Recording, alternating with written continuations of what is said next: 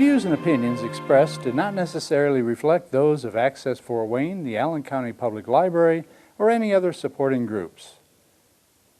If you'd like to produce a show, call us at 260-421-1250.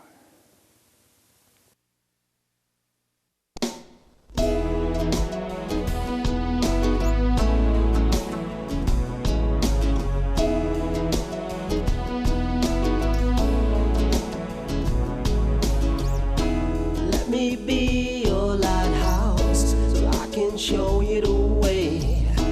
Let me be your shining light, I'll keep you from drifting away. I'm the one that makes you try when... Hello, welcome to my show. This is Patty Hunter of Patty's Page. Today, our special guest on Zoom is Kristi Hofferber. She's a pro-life and adoption speaker, advocate for life, plus a member of the National Board of Directors for Lutherans for Life. Wow, that's a lot. Yes. It's exciting. I can say that. Standing for life certainly is exciting. Kristi, where were you born and raised? In Southern Illinois. So I was born in Southern Illinois, and I've lived in Southern Illinois my entire life. So while you were growing up, who had influenced you the most? I would say my family. I had a very close family growing up. I was an only child, but I loved being around my cousins, and we were all very close growing up. And I had a few very close friends, and they were also like my family. So I would have to say family would be the most influential. When did you find out that you were adopted? For as long as I can remember, I have known. So I don't remember at what age, but I do remember that I was younger. Probably, I would guess 6 or 7, when I could somewhat understand the concept of what adoption was. So how did you feel when you finally realized what adoption meant about being? I had a mix of emotions, honestly. I grew up in a wonderful family. I was always the light of their world. And I just think the concept of adoption, once I understood fully what that meant, it frightened me, I think, because to think that I had this whole other family that I knew nothing of, and what was I missing out on? So it just opened up a lot of questions in my mind. And I think I was always afraid to ask those questions because you don't know what's going to happen, what the answers are. And so it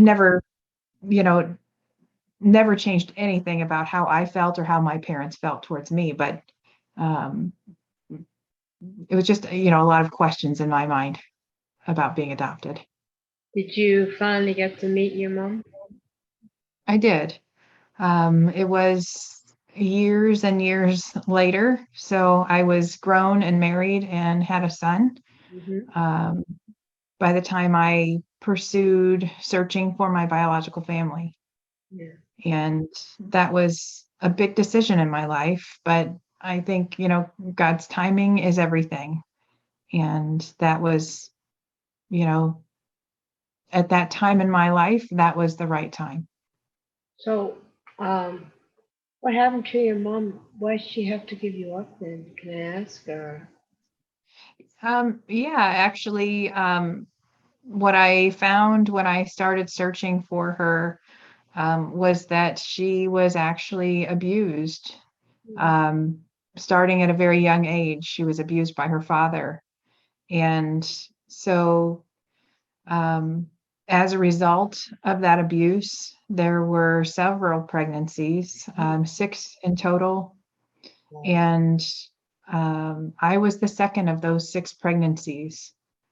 And so that was the primary reason that she placed me for adoption, um, to get me out of that situation, and um, place me in a home with a family that where I would not be a part of any of that. So How did she get out of uh, it then, that? She get out of that um, situation. the abuse actually went on with her and by her father for over 20 years. So she was very young when it started, and she was a young adult, whenever she finally was able to get out of the situation. She was always afraid to come forward. She didn't know what would happen. There were threats. There was a lot of fear instilled in her. So she was afraid to do anything, as many who have experienced abuse, many are afraid. Yeah. And it's unfortunate that it went on for so long. It's unfortunate that it happened at all, but to go on for 20 years is just unthinkable. Yeah. So did she prosecute your granddad? She did.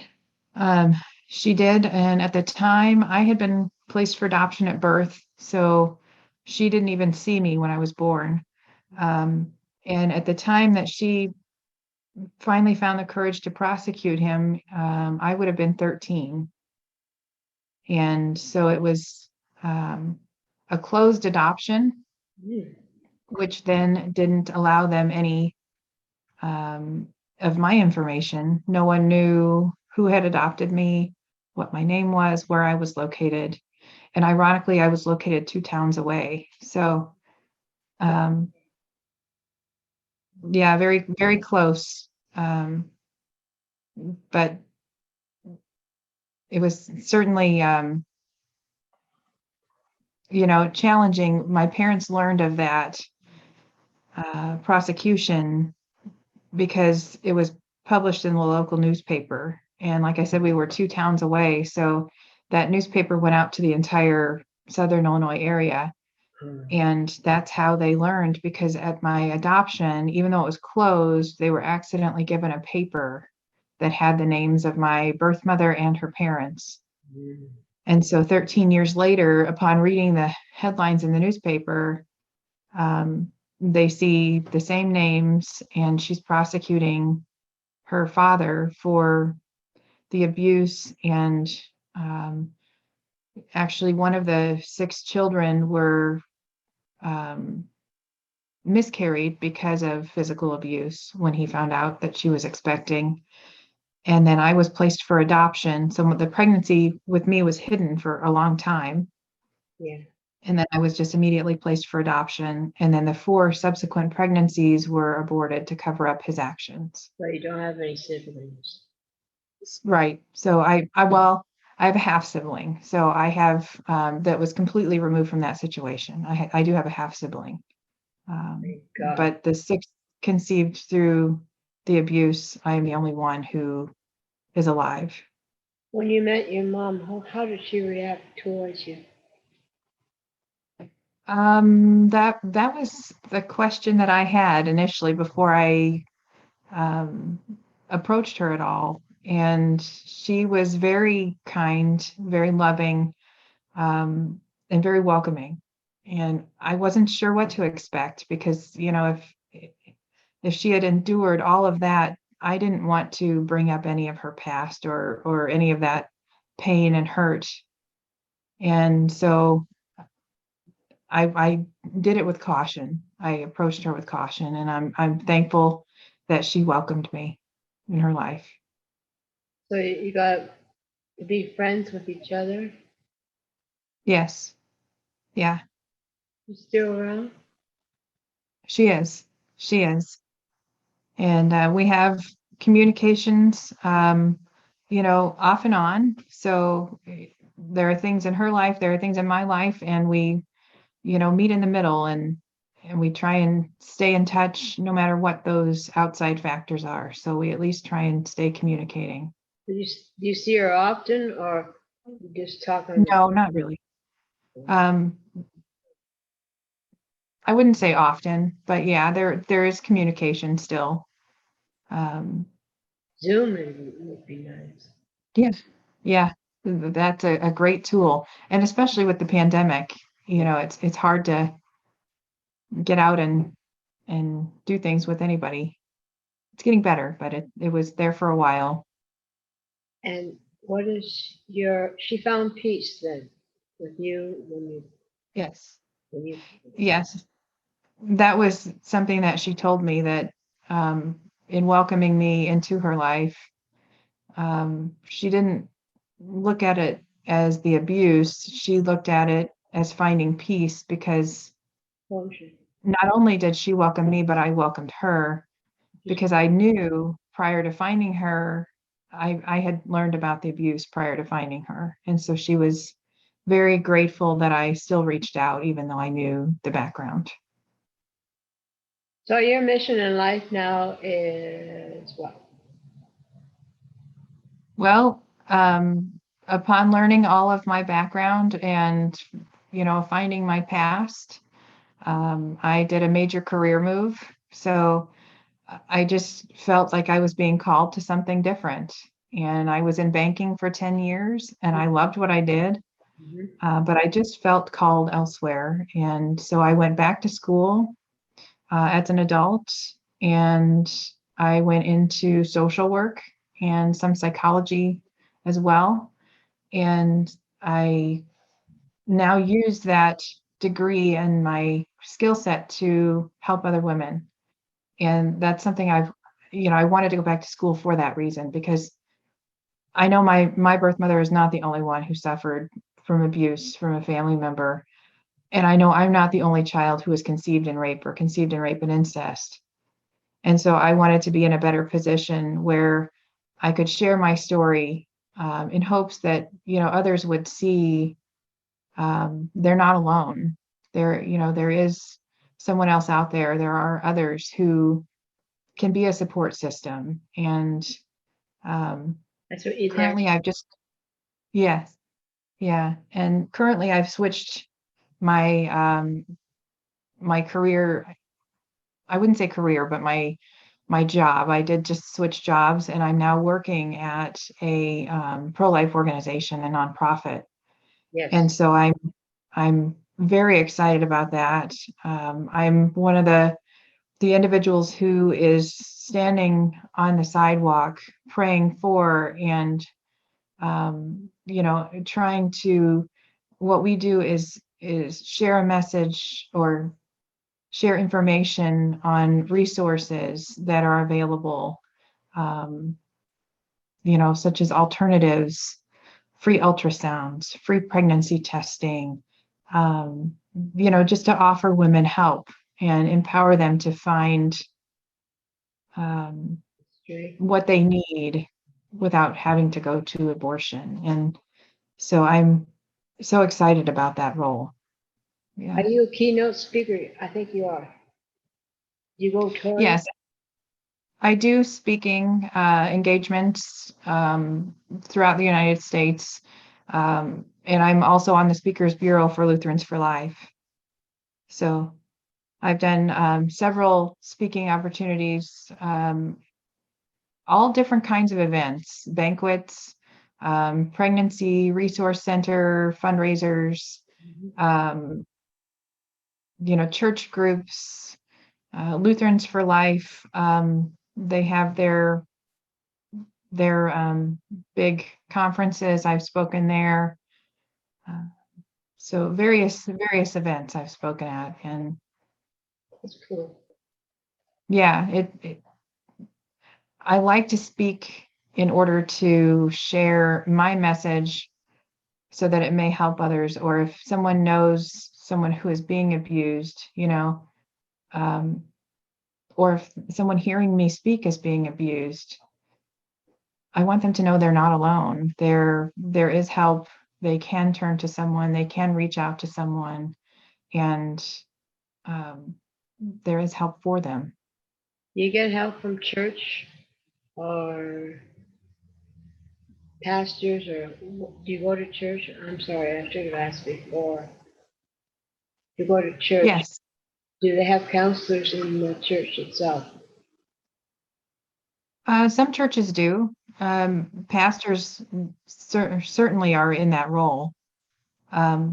So that's an option. There are also, I know actually a couple different Christian counselors who I would certainly refer, someone to. So there are there are many avenues and many resources available for someone. Since this pandemic has hit, are you still reaching out by Zoom like the way we're doing here? Or how else can you, since you can't really travel that much? I have a few Zoom interviews that I've done, but honestly, even though there's been a pandemic, I've traveled a couple times to speak, to Pennsylvania, to Iowa, Missouri. So I'm still doing smaller events that are either live cast or webcast as well, so that it will reach more in terms of the audience, but very few are physically present. So um, I've still been able to travel and to share my message of hope and my story. Can you come to Fort Wayne, Indiana? Yeah, certainly. Look, a lot of people here, they have a problem like that. All this pandemic, staying indoors, not Hmm. being with other people, or young kids who are being abused by their family, whoever, Yeah, they stuck in the house with that abuse. yeah. And that's what the pandemic has really revealed. I think there's less outside access to those individuals who are being abused, and it's not being caught or seen by someone who the child may feel comfortable reaching out to, because they're not in the presence of those people any longer because of the pandemic. So that's been a struggle, I think, in that regard, is trying to offer those individuals help. Um, So when you hear something like this happening to someone that you know, or someone had told you, how can you mhm. reach out to that child or that woman who's being abused yourself? I think, first of all, you want to maintain their safety. And so doing that in a very cautious way.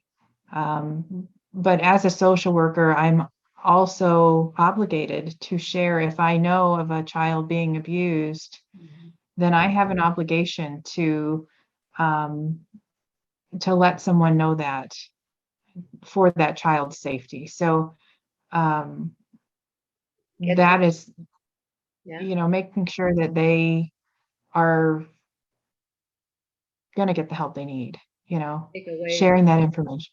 yeah, take away the danger. Hmm. Yeah. But for women, approaching them with caution, because you don't want to make their situation worse. And if you confront someone who is very fearful, it could make them just run the opposite direction. So you're married. Was Yeah. your husband, was, is your husband adopted himself, or? He is. Yes. So all four of my immediate family, Mhm. my husband is adopted, I was adopted, and both of our children are adopted. So we have a 16-year-old son and a 5-year-old daughter, and both of them were adopted as well. Well, I'm glad that you have adopted them, because Yes. you sound to be a very loving mother, and Thank you. Thank you. you do care. It's very I nice. do, very much so. Are they? They know that they're adopted kids, or? Yes. My daughter doesn't quite understand yet, but once she's a little bit older, she will know more. She will understand more. And she'll understand why all this has happened beforehand. Yeah. Yeah. So you're still taking classes or something to go to university or college, whatever. No, I actually graduated with my master's degree in 2015 after going back. So after I learned all of this, I went back to school in 2011 and Mhm. graduated with my bachelor's in social work in 2014. And then I did a 1 year master's degree track following that and graduated it in 2015 with my master's. So what was your major?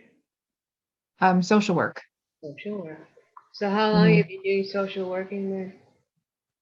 I graduated. Okay, so that's an interesting question because I graduated in let's see, August Mhm. of 2015, and we found out that we were going to be adopting our daughter Oh. just a few months prior to that in May. Mm. So that transpired in May. My daughter was actually due a week after I was set to graduate with my master's, and she was born in June. Mm. So she was 10 weeks early. Wow. Instead of being born in August, she came in June. And so I'm scrambling to finish up my master's degree, my internship at an adoption agency, of all things. Mhm. And um, so she was in the NICU for all that time, for 10 weeks. She spent her first 10 weeks there in the NICU because she was born at 2 pounds and 13 ounces. Oh, preemie. She was a preemie. And but she was a fighter, so she struggled for a little while, but she pulled through, and she is now, you would never know that she was a preemie. You would never know Into it. everything? What's that? Is she into everything? Oh yes. Yeah. Oh yes. Yeah, that's part of the reason that I am where I am doing this interview, because I knew she would be running in circles around me if I were home. Well, my twin and I were both 2 pounds each. Oh wow. So it was one baby with a heart murmur because one was on top of the other. Eh? Ah, I was born okay. first, and then my twin sister, her hand went up in the womb to, where is everybody? So they got her. Oh my goodness. They're both preemie. This was 60 Wow. years ago. Okay. Yeah, we were in the Yeah. incubator for a long time in those days. Yeah. Technology is amazing in that regard, and what they can do, and just to see our little girl in this, uh, I don't remember what they called it, but the clear where you could just reach in. Incubator. Yeah, and so we couldn't even hold her for the first few weeks, and it was heartbreaking in that regard, but we knew that she was being very well cared for. It's good that the doctors cared. Yes, it is, absolutely.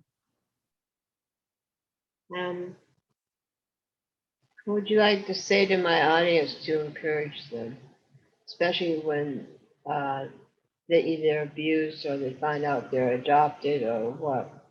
How to, get out of that situation that's bad and accept that they have been adopted, and how to talk to their parents. Yeah, that was a struggle for me, was talking to my parents, about being adopted. And one of the struggles that I had was not wanting to hurt them. So I think it finally, I just knew when the time was right. But I think approaching that with um, love, and just reassuring adoptive parents that, it just is something many adoptees will experience, a want or a desire to understand where they came from or find their birth family. Um, and I think just approaching that very gently, because adoptive parents, my adoptive parents have been absolutely wonderful. And that was my fear. I didn't want them to think that they had ever done anything wrong. They never did. Oh, They were perfect in every way. But I wanted them to know it wasn't that I didn't love them. I wasn't grateful. I wasn't their child. I'm still their daughter. It was just something that I felt that I needed to do. So approach that with love and Gently. open communication. Open communication is certainly key there, because it can be tough on both sides, both for the adoptive parents and Yeah. for the child. As long as the adoptive parents know that that child is not going to leave them and Right. ignore them. I've heard of Yeah. some people doing that, but you have a loving family, and I'm very glad you do.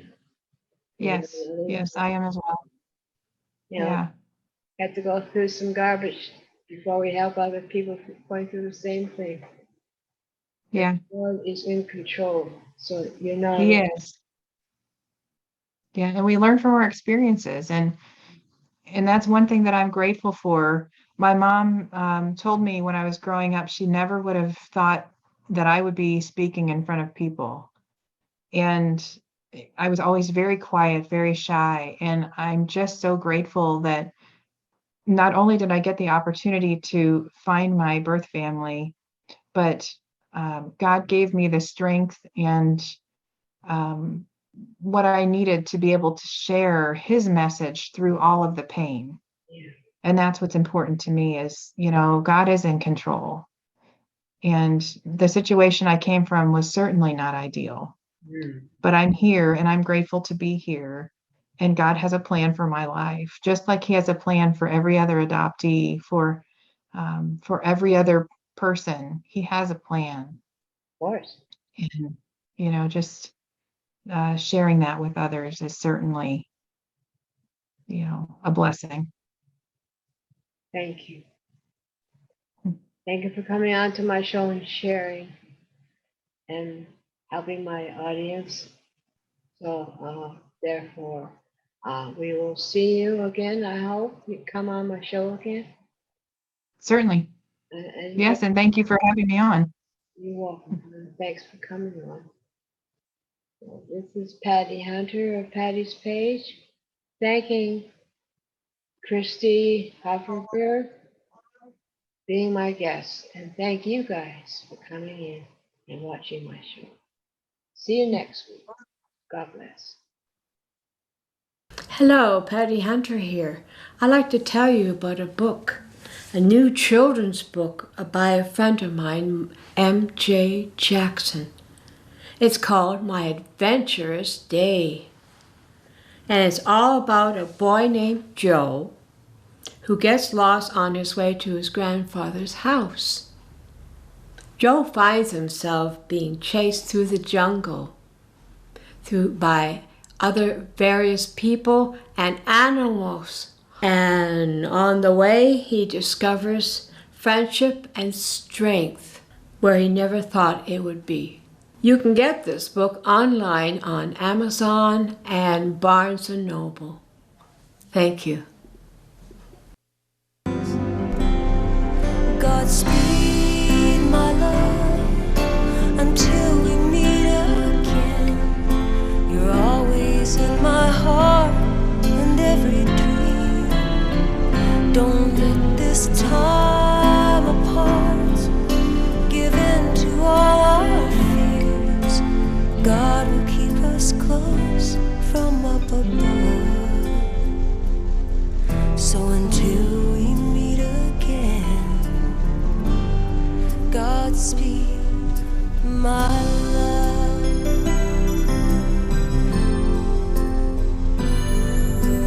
God is with us always, for the rest of all our lives.